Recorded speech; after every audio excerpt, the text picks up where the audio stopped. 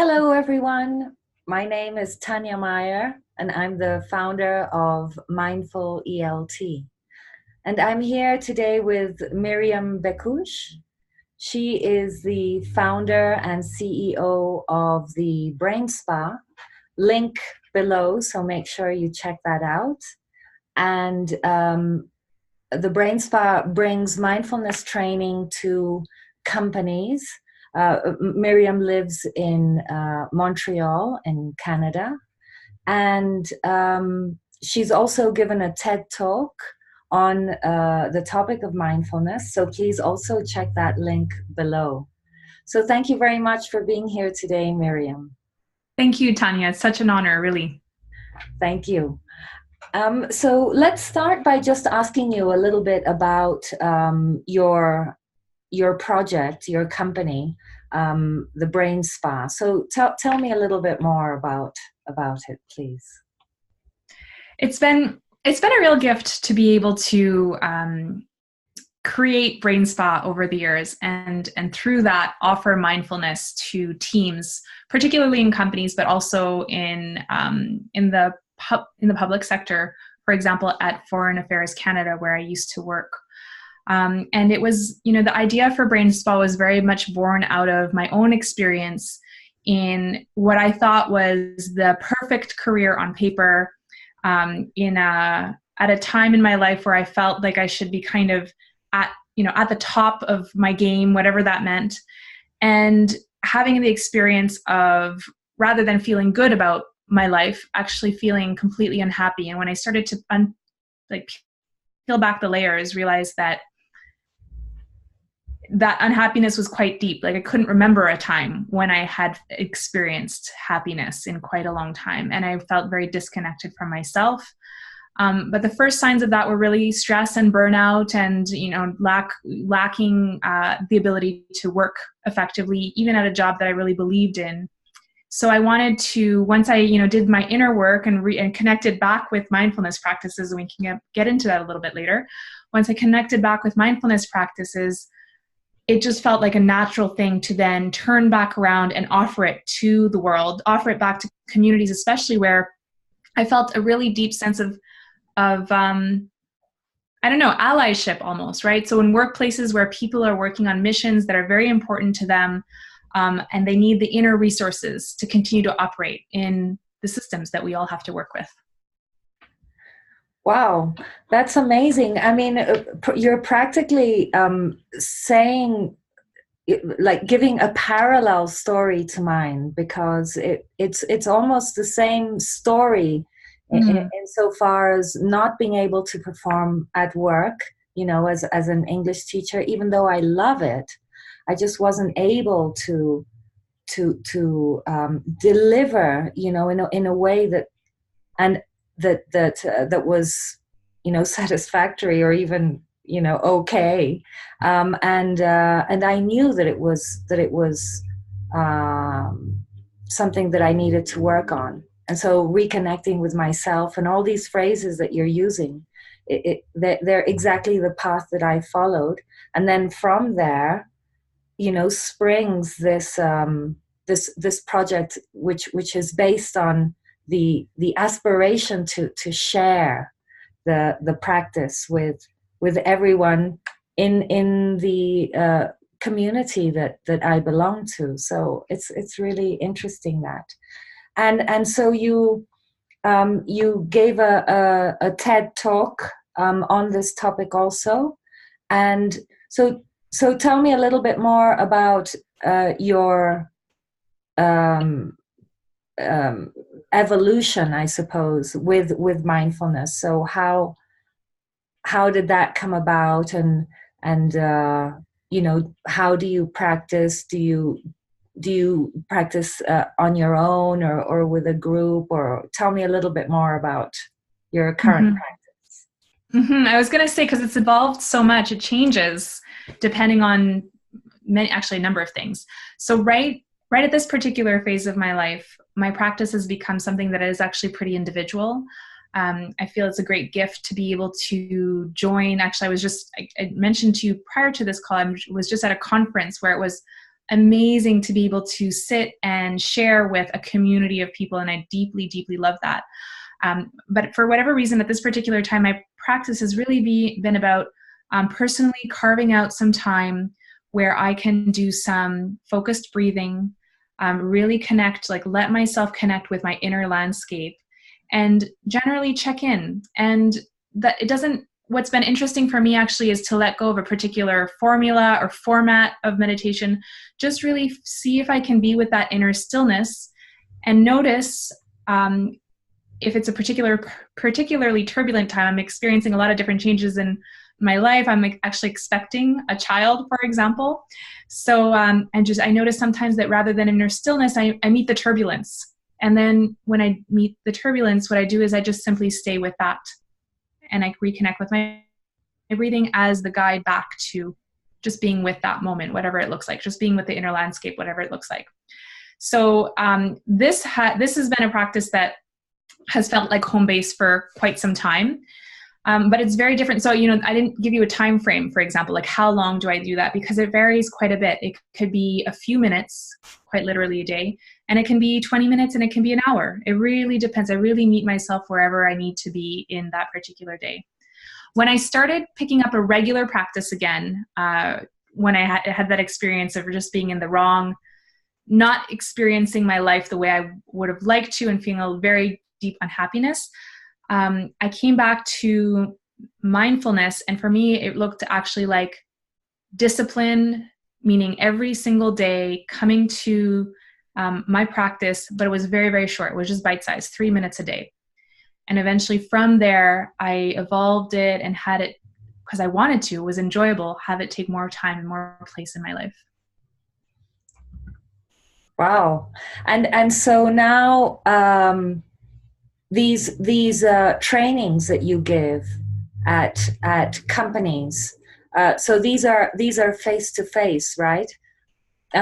So do you think that online workshops and face to face workshops, do you think they can be equally beneficial?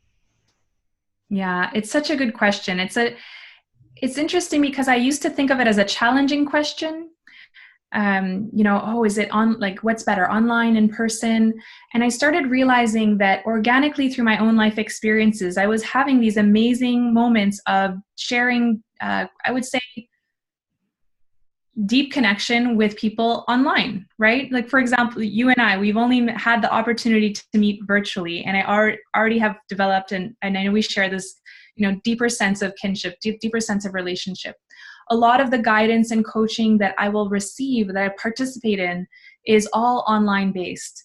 So I have favored in Brain Spa's work doing the workshops in person within companies. And it's not always possible to do it like that. We also operate in a world where teams are distributed. People are not always coming into the workplace at the same time. So we need to be flexible with that.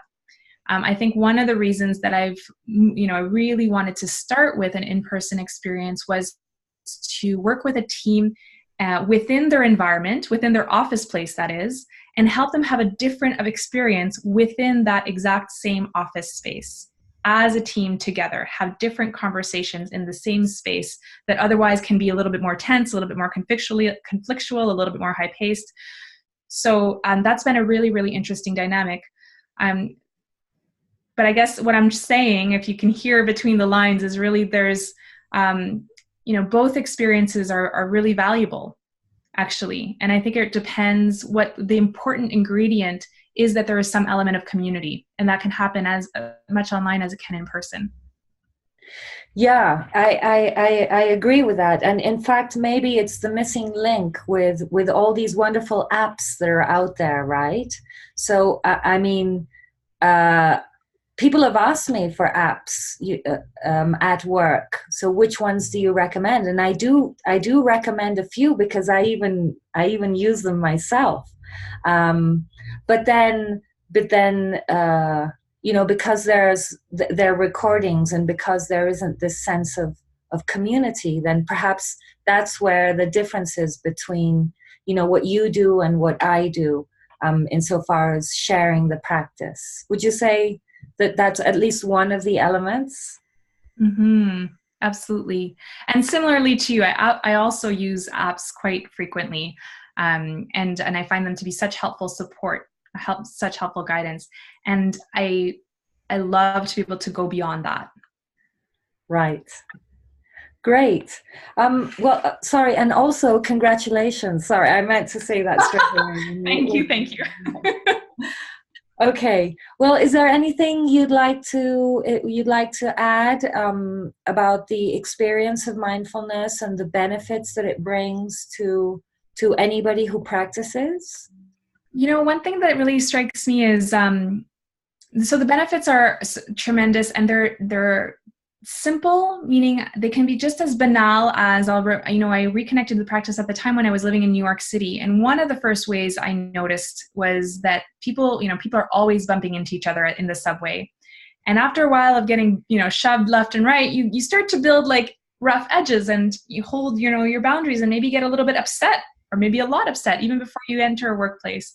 And so one of the first benefits I noticed was that those hard edges had softened again.